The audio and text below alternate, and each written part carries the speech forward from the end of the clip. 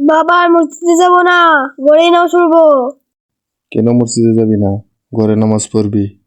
মোবাইলের সবাই কথা বলে, হাসি ঠাট্টা করে, চাপালাপান দৌড়দৌড়ি করে, অনেক শব্দ হয়। আমার নামাজে ধ্যান চলে যায়। কোথায় আছে ভালো ঘরে নামাজ পড়ি। ঠিক আছে, তোর মসজিদে যেতে হবে না, ঘরেই নামাজ পড়। মসজিদে যাওয়ার সময় এক মুঠ চাল হাতে করে নিয়ে যাস। নামাজ শেষ করে বাইরে কবুতরকে চালগুলা দিস।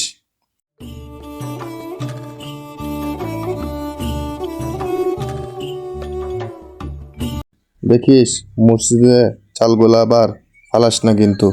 বাবা চাল দিছি। মোবাইলে কথা বলা, বাচ্চারা দৌড়াদৌড়ি করা, মানুষ হাসি ঠাট্টা করা, এগুলা কি দেখছিলি তুই? বলো বাবা, নামাজে না পড়ে, এই কারণে ধ্যান অন্য কোনো দিকে যায় নাই। এই কারণে মসজিদে যখন নামাজ পড়তে যাবি তখন নামাজের প্রতি ধ্যান দিবি, অন্য কোনো দিকে ধ্যান দিবি। ঠিক আছে বাবা।